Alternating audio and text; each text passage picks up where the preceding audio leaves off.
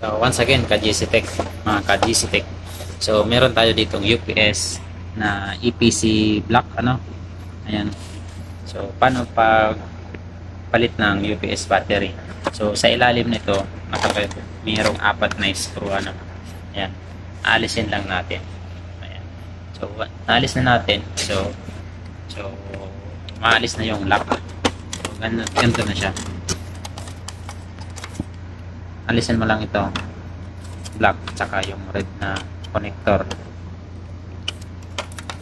Ito, alis ka na. Ayan. So, may color coding naman siya. So, hindi ka magkakamali. Kahit sino pwede magpalit ng UPS battery. So, alisin natin ito. Papalitan natin ng bago. Kasi hindi na nag-charge. So, hindi na siya nag-charge. So, kailangan na nating palitan. So, paano natin malalaman kapag papalitan na yung battery? So, once ito na bibig, tumutunog yung toot. So, ang warning na yun ay for replacement na yung battery. So, ayan. So, matagal na rin ito. Umaabot naman siya ng 2 years, 3 years bago ka magpalit ng battery. Ito yung original battery. Ngayon, ito yung ipapalit mo is external na lang na battery. So, hindi na. Tumatagal na lang yan ng mga 1 year. Depende sa gamit. So, ayan. 24 hours to nakalagay. Siyempre, ayun. So, dito natin ilalagay yung battery. So, pag ganito. So, ayan. Siyempre, yung kulay na red, dito rin sa red.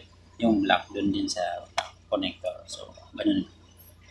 Babalik mo na yung cover, ano. Tapos yung 4 na screw.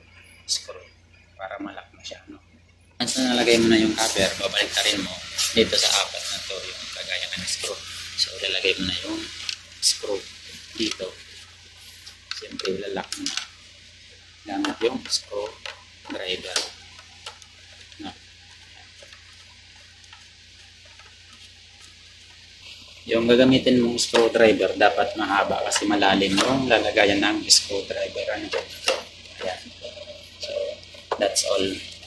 Mga ka-GC Tech, na palitan na natin ang UPS battery. Kung bago ka pa lang sa aking channel, huwag mo naman kalimutan i-click yung like button and subscribe button and bell button para updated ka sa aking mga gagawing tutorial. See you on my next video. Thank you. Have a good day.